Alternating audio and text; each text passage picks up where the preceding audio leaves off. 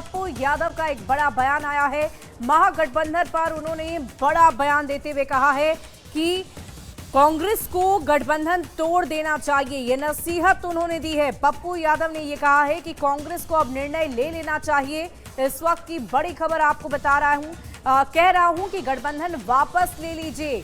पप्पू यादव ने यह बड़ा बयान दे दिया है।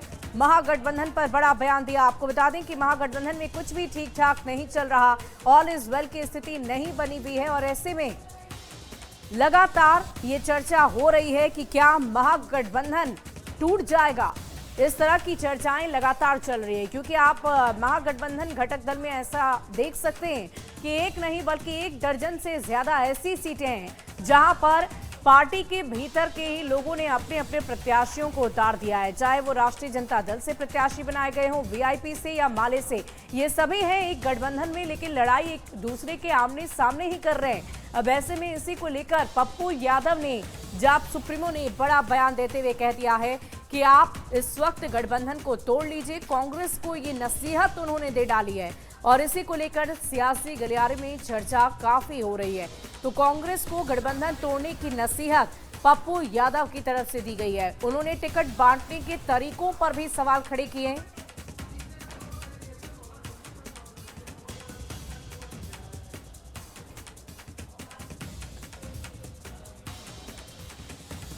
और देखिए पप्पू यादव के उस बयान को हम आपको सुनवाएंगे, लेकिन ये स्थिति आखिर आई क्यों पप्पू यादव ने ये नसीहत दे डाली है। जैसा कि हम आपको बता रहे थे कि कुछ सीटें ऐसी है जहां पर गठबंधन के अलग अलग घटक दलों की तरफ से अपने अपने प्रत्याशी उतार दिए गए हैं और फ्रेंडली फाइट की स्थिति हो गई है। कहां पर यह स्थिति बन रही है देखिए। कांग्रेस आलाकमान का हस्तक्षेप से इनकार है। प्रदेश अध्यक्ष राजेश राम कुटुंबा से चुनाव लड़ेंगे। 61 सीटों से कम कांग्रेस को मंजूर नहीं। 61 सीटें मिली तो तेजस्वी के चेहरे पर मुहर लगाएंगे और कांग्रेस आलाकमान का हस्तक्षेप से इनकार। आरजेडी ने बिहार में बातचीत करने की तैयारी रखी थी, लेकिन बातचीत हो नहीं पाई और ये तेजस्वी को सीएम चेहरा घोषित करने की मांग कर रहे हैं राष्ट्रीय जनता दल वाले। 55 सीट से ज्यादा कांग्रेस को देना नहीं चाहते हैं। आरजेडी ने बिहार कांग्रेस से बातचीत तक बंद कर दी है। कुटुंबा में उम्मीदवार उतारने की तैयारी में है राष्ट्रीय जनता दल। तेजस्वी को सीएम चेहरा घोषित करें, ऐसी मांग की जा रही है। तो अब आप ये समझ सकते हैं कि स्थिति जब इतनी संवेदनशील बनी हुई है, बातचीत तक नहीं हो रही है, कम्युनिकेशन तक नहीं हो पा रहा है नेताओं के बीच में, जब ये घटक दल में है उसके बावजूद, तो स्थिति कैसी होगी ये आप समझ सकते हैं। ऑल इज वेल के दावे किए जा रहे हैं, ये कहा जा रहा है कि सब कुछ ठीक हो जाएगा, लेकिन अब सवाल यही है कि आखिर कब तक सब कुछ ठीक होगा। दरअसल अब विधानसभा के चुनाव में ज्यादा वक्त शेष नहीं रह गए। कुछ ही दिनों के बाद विधानसभा के चुनाव होने हैं, नामांकन की प्रक्रिया भी खत्म होने को है। ऐसे में कैसे ये स्थिति सुधरेगी ये तो आने वाला भविष्य ही बताएगा। मंत्रिमंडल में रंजीत रंजन जी ने बनवाया तो याद ही नहीं है, और जिस वर्कर को कांग्रेस ने टिकट दिया है वो तो 2 कट्ठा जमीन भी नहीं है, पैर में चप्पल में। लगभग जगहों पर कांग्रेस ने तो गरीब वर्कर को टिकट दिया। आप मनोज विश्वास को देखिए, सुबोध मंडल को देखिए, कौन कोई मतलब है? आप हमको बताओ। हमारे क्षेत्र आप टिकट कटवा रहे हैं, कह रहे हैं आपके कारण अव्यवस्था फैल रही है। ये 12 जगह कैंडिडेट उतार दिया गया डबल। इससे गठबंधन चलती है? हाँ, क्षमता क्यों नहीं है बोलने की? कांग्रेस को निर्णय लेना चाहिए। अभी भी युवा अध्यक्ष के सीट पर किसी बड़े ठेकेदार को दे दिया, ललन जी के सीट पर आरजेडी ने सुबह।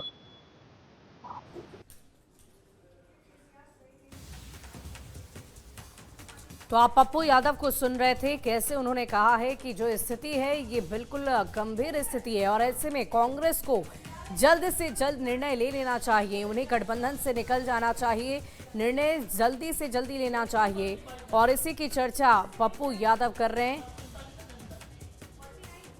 और देखिए बीजेपी के प्रवक्ताओं ने भी पप्पू यादव के इस बयान को लेकर और महागठबंधन में स्थिति को देखते हुए अपना बयान दिया है। क्या कुछ कह रहे हैं आपको सुनवाते हैं।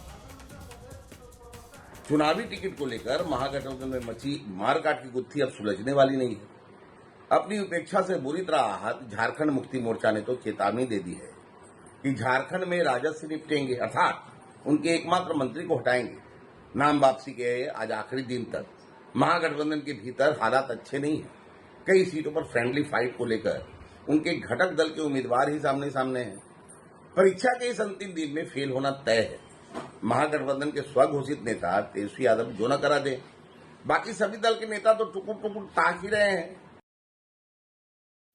देखिए, महागठबंधन में सब कुछ ठीक है। सही समय पर सारे मामले सॉर्ट आउट कर लिए जाएंगे और सब कुछ स्पष्ट रूप से सामने आ जाएगा। बिहार की जनता के हितों के लिए, जनता के सवालों पर, जनता के मुद्दे पर तेजस्वी जी के नेतृत्व में महागठबंधन पूरे विचारों के साथ, पूरे समन्वय के साथ और जनता और जनता के मुद्दे के साथ जनता के बीच जाने का काम कर रही है। माननीय सांसद पप्पू यादव को महागठबंधन के बारे में बयान देने से पहले उनको राहुल गांधी से वार्तालाप करना चाहिए।